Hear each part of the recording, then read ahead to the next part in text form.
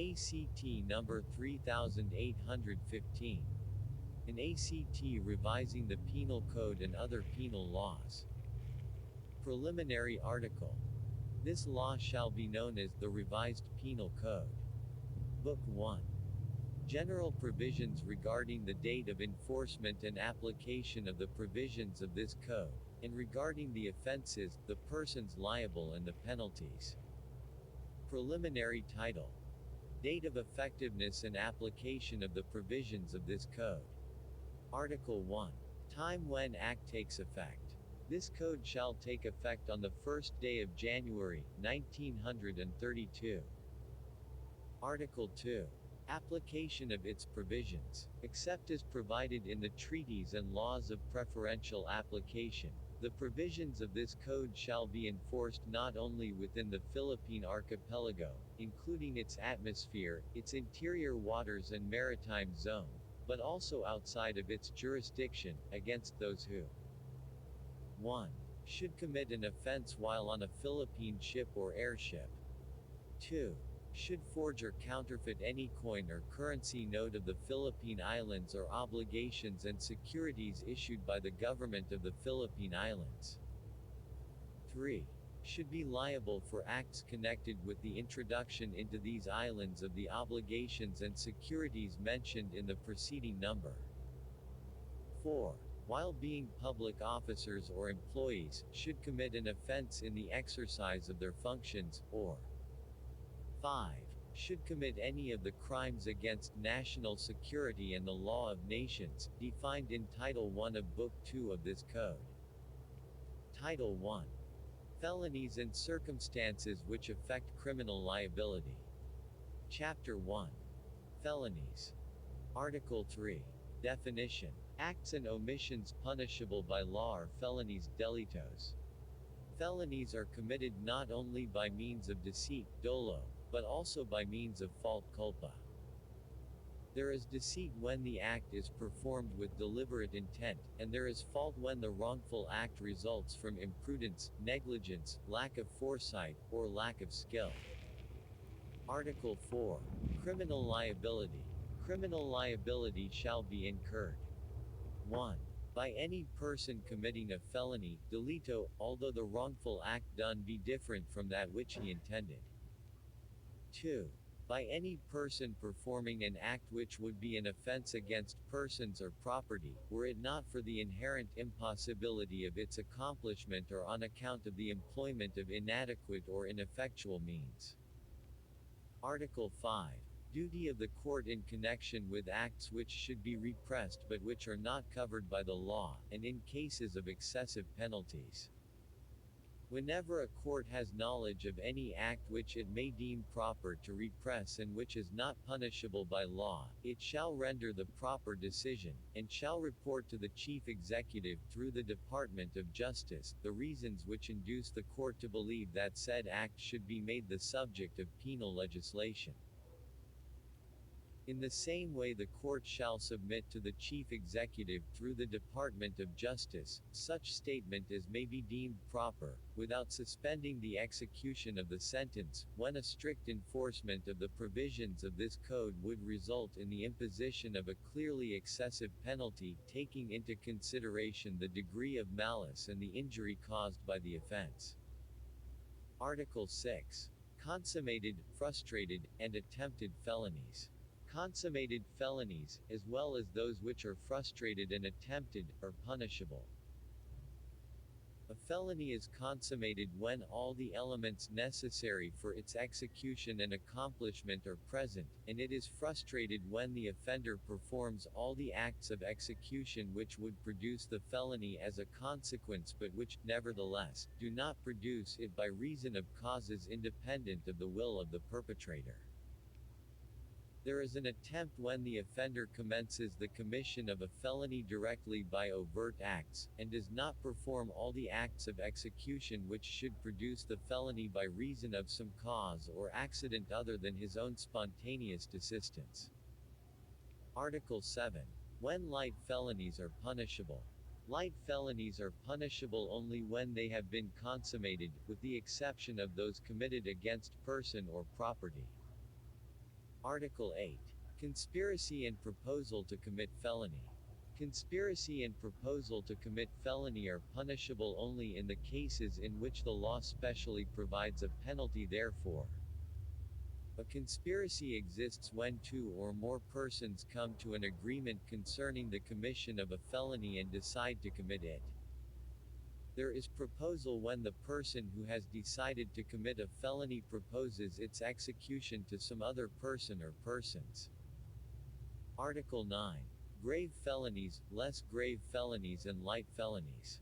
Grave felonies are those to which the law attaches the capital punishment or penalties which in any of their periods are afflictive, in accordance with Article 25 of this Code. Less grave felonies are those which the law punishes with penalties which in their maximum period are correctional, in accordance with the above-mentioned article. Light felonies are those infractions of law for the commission of which the penalty of arresto menor or a fine not exceeding 200 pesos or both, is provided. Article 10. Offenses not subject to the provisions of this Code. Offenses which are or in the future may be punishable under special laws are not subject to the provisions of this Code. This Code shall be supplementary to such laws, unless the latter should specially provide the contrary. Chapter 2. Justifying circumstances and circumstances which exempt from criminal liability. Article 11. Justifying circumstances. The following do not incur any criminal liability. 1. Anyone who acts in defense of his person or rights, provided that the following circumstances concur. First, unlawful aggression. Second, reasonable necessity of the means employed to prevent or repel it. Third, lack of sufficient provocation on the part of the person defending himself. 2. Anyone who acts in defense of the person or rights of his spouse, ascendants, descendants, or legitimate, natural or adopted brothers or sisters, or of his relatives by affinity in the same degrees, and those by consanguinity within the fourth civil degree, provided that the first and second requisites prescribed in the next preceding circumstance are present, and the further requisite, in case the provocation was given by the person attacked, that the one making defense had no part therein. 3.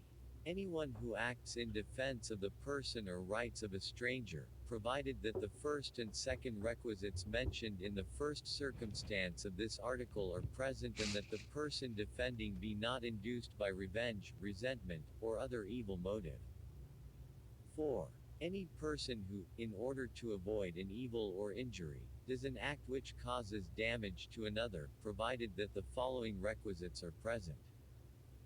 First, that the evil sought to be avoided actually exists. Second, that the injury feared be greater than that done to avoid it.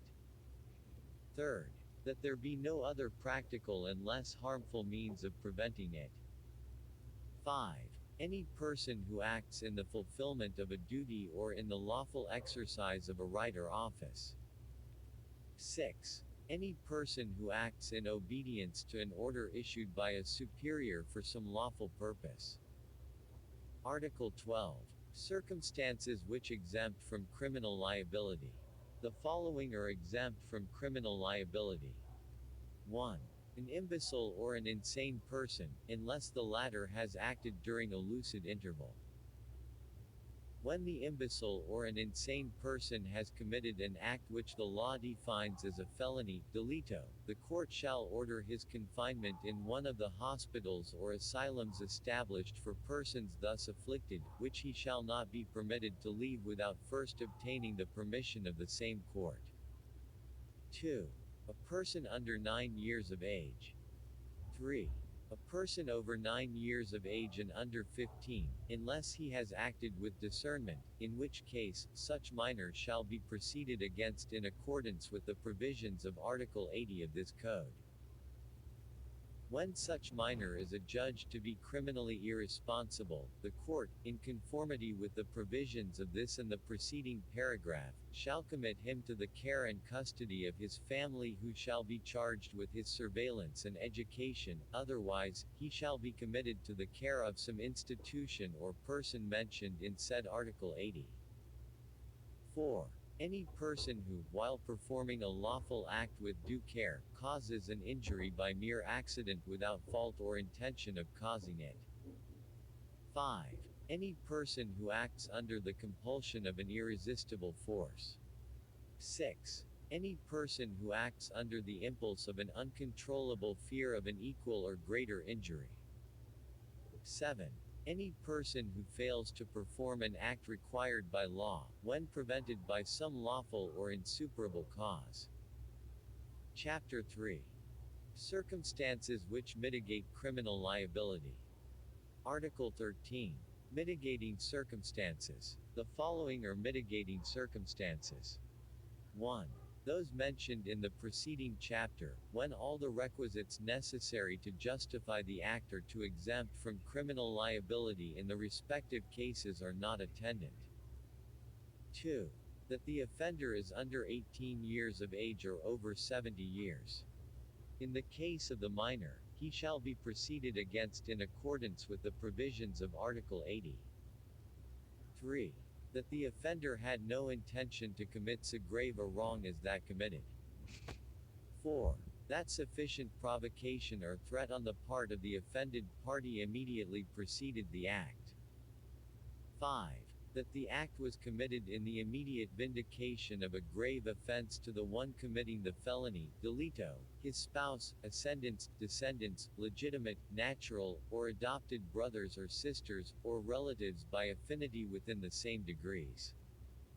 6. That of having acted upon an impulse so powerful as naturally to have produced passion or obfuscation.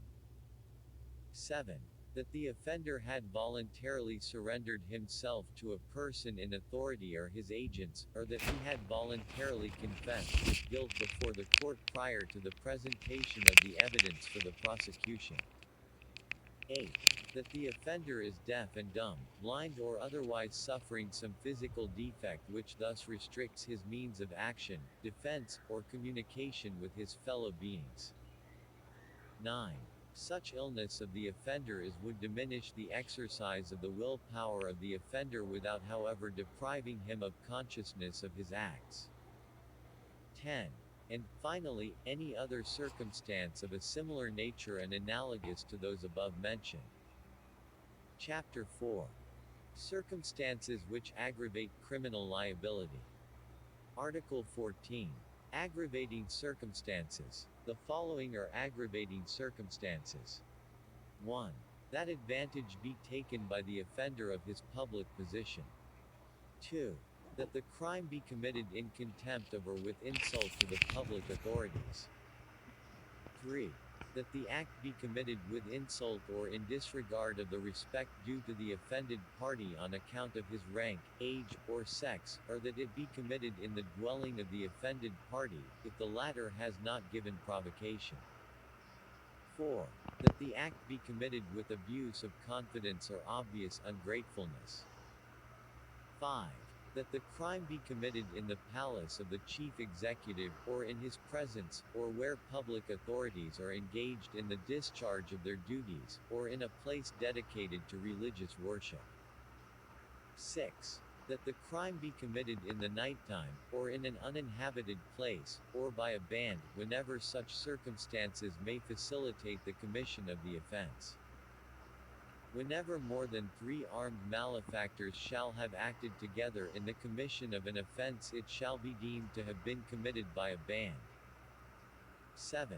That the crime be committed on the occasion of a conflagration, shipwreck, earthquake, epidemic, or other calamity or misfortune.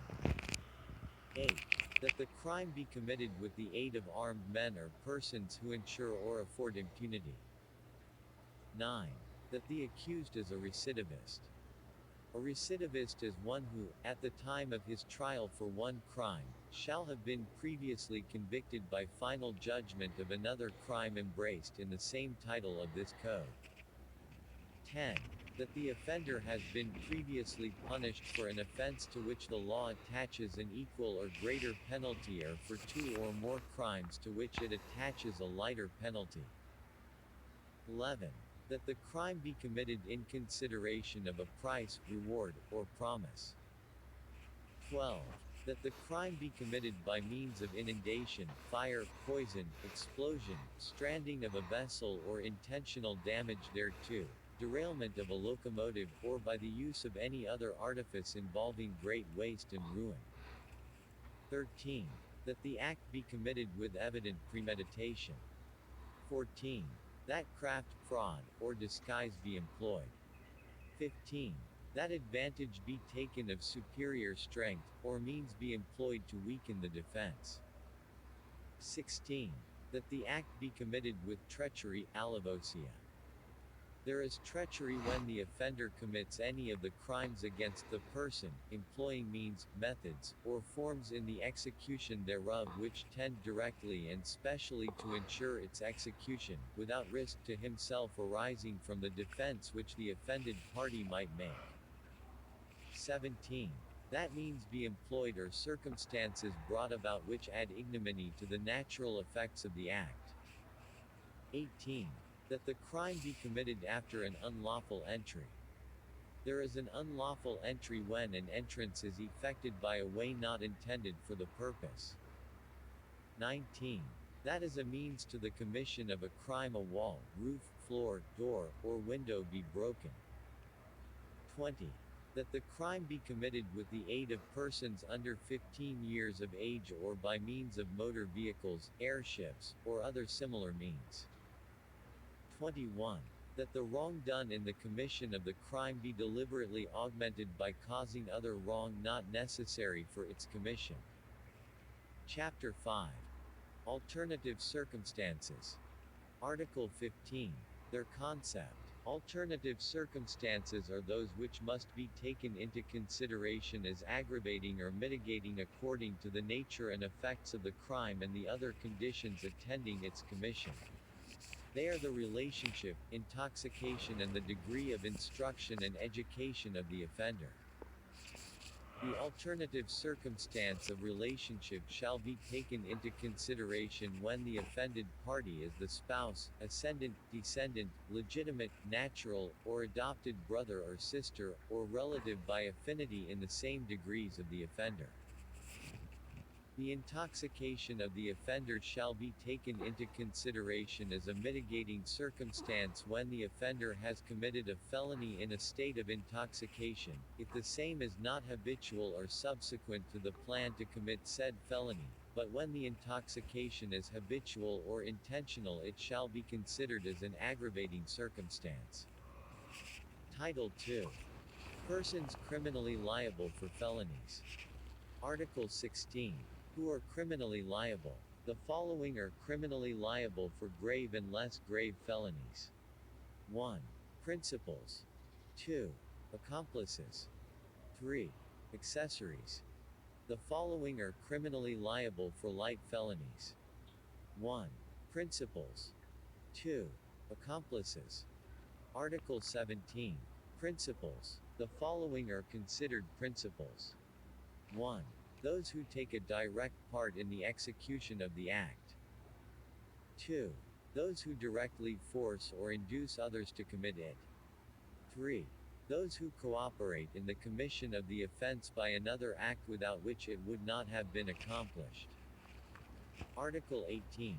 Accomplices. Accomplices are those persons who, not being included in Article 17, cooperate in the execution of the offense by previous or simultaneous acts. Article 19. Accessories. Accessories are those who, having knowledge of the commission of the crime, and without having participated therein, either as principals or accomplices, take part subsequent to its commission in any of the following manners. 1. By profiting themselves or assisting the offender to profit by the effects of the crime. 2. by concealing or destroying the body of the crime, or the effects or instruments thereof, in order to prevent its discovery. 3. By harboring, concealing, or assisting in the escape of the principal of the crime, provided the accessory acts with abuse of his public functions or whenever the author of the crime is guilty of treason, parricide, murder, or an attempt to take the life of the chief executive, or is known to be habitually guilty of some other crime. Article 20. Accessories who are exempt from criminal liability. The penalties prescribed for accessories shall not be imposed upon those who are such with respect to their spouses, ascendants, descendants, legitimate, natural, and adopted brothers and sisters, or relatives by affinity within the same degrees, with the single exception of accessories falling within the provisions of paragraph 1 of the next preceding article. Title 3. Penalties. Chapter 1. Penalties in general. Article 21. Penalties that may be imposed. No felony shall be punishable by any penalty not prescribed by law prior to its commission. Article 22. Retroactive effect of penal laws. Penal laws shall have a retroactive effect insofar as they favor the person guilty of a felony, who is not a habitual criminal, as this term is defined in Rule 5 of Article 62 of this Code, although at the time of the publication of such laws a final sentence has been pronounced and the convict is serving the same. Article 23. Effective pardon by the offended party.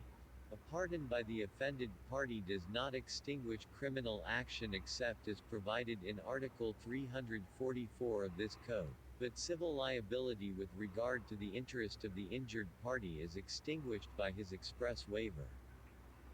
Article 24. Measures of prevention or safety which are not considered penalties. The following shall not be considered as penalties. 1.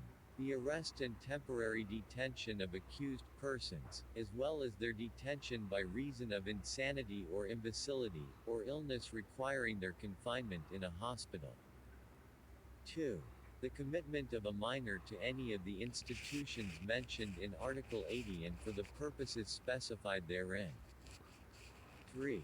Suspension from the employment or public office during the trial or in order to institute proceedings. 4. Fines and other corrective measures which, in the exercise of their administrative or disciplinary powers, superior officials may impose upon their subordinates.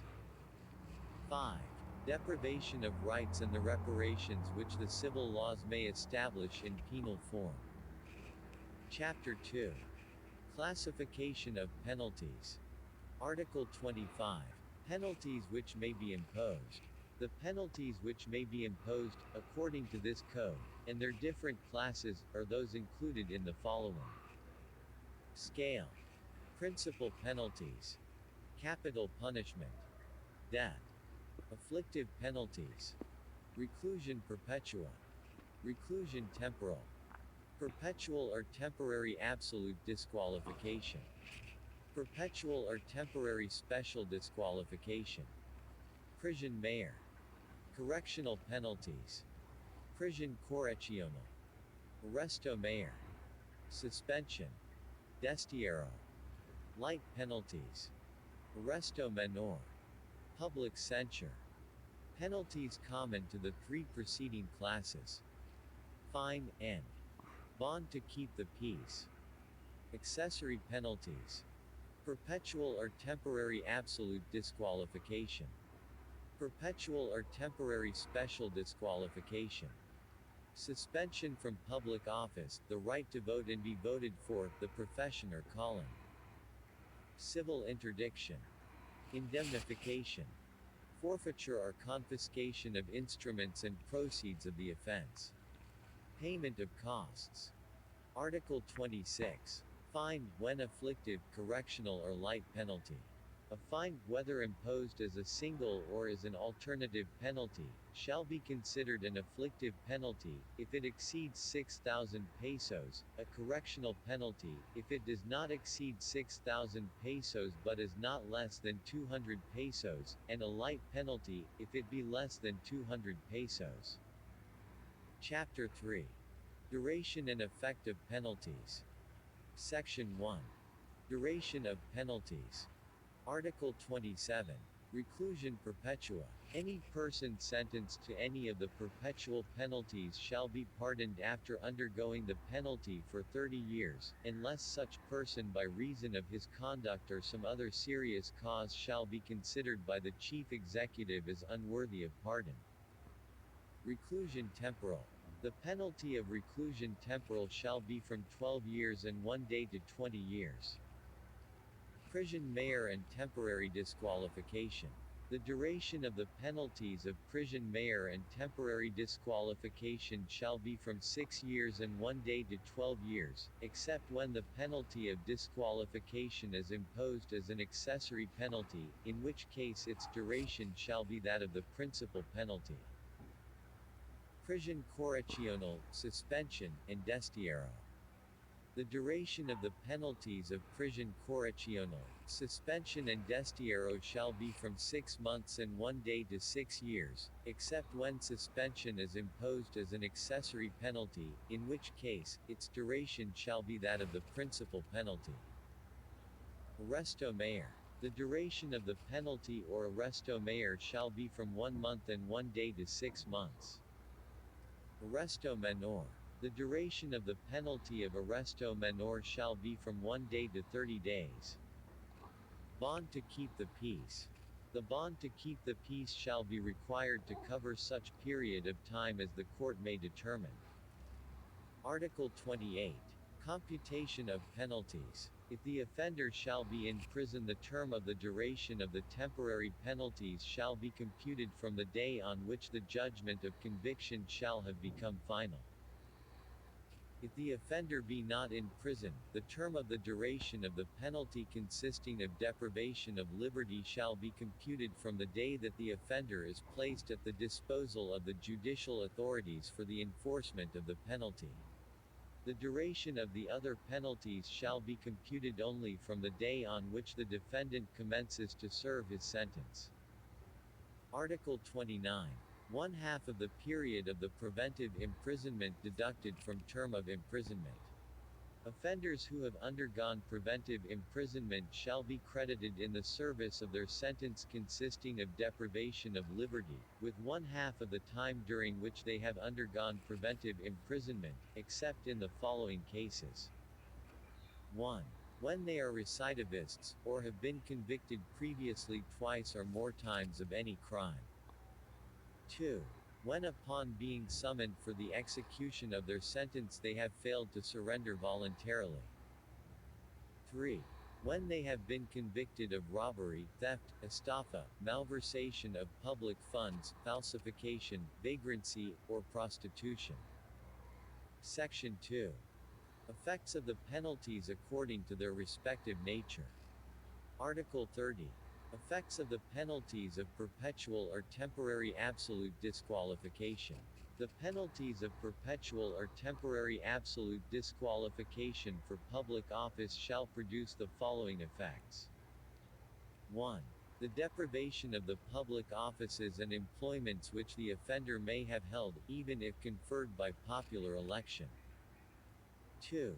The deprivation of the right to vote in any election for any popular elective office or to be elected to such office. 3. The disqualification for the offices or public employments and for the exercise of any of the rights mentioned. In case of temporary disqualification, such disqualification as is comprised in paragraphs 2 and 3 of this article shall last during the term of the sentence. 4. The loss of all right to retirement pay or other pension for any office formerly held. Article 31. Effects of the penalties of perpetual or temporary special disqualification. The penalties of perpetual or temporary special disqualification for public office, profession or calling shall produce the following effects. 1. The deprivation of the office, employment, profession or calling affected. 2. The disqualification for holding similar offices or employments either perpetually or during the term of the sentence, according to the extent of such disqualification. Article 32. Effects of the penalties of perpetual or temporary special disqualification for the exercise of the right of suffrage. The perpetual or temporary special disqualification for the exercise of the right of suffrage shall deprive the offender perpetually or during the term of the sentence, according to the nature of said penalty, of the right to vote in any popular election for any public office or to be elected to such office. Moreover, the offender shall not be permitted to hold any public office during the period of his disqualification. Article 33. Effects of the penalties of suspension from any public office, profession or calling, or the right of suffrage. The suspension from public office, profession or calling, and the exercise of the right of suffrage shall disqualify the offender from holding such office or exercising such profession or calling or right of suffrage during the term of the sentence. The person suspended from holding public office shall not hold another having similar functions during the period of his suspension. Article 34. Civil interdiction. Civil interdiction shall deprive the offender during the time of his sentence of the rights of parental authority, or guardianship, either as to the person or property of any ward, of marital authority, of the right to manage his property and of the right to dispose of such property by any act or any conveyance inter vivos. Article 35. Effects of bond to keep the peace. It shall be the duty of any person sentenced to give bond to keep the peace, to present two sufficient sureties who shall undertake that such person will not commit the offense sought to be prevented, and that in case such offense be committed they will pay the amount determined by the court in its judgment, or otherwise to deposit such amount in the office of the clerk of the court to guarantee said undertaking. The court shall determine, according to its discretion, the period of duration.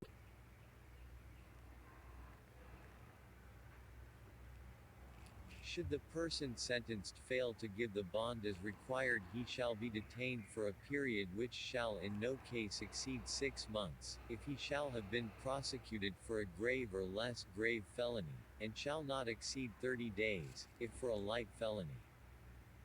Article 36. Pardon, its effects. A pardon shall not work the restoration of the right to hold public office, or the right of suffrage, unless such rights be expressly restored by the terms of the pardon. A pardon shall in no case exempt the culprit from the payment of the civil indemnity imposed upon him by the sentence.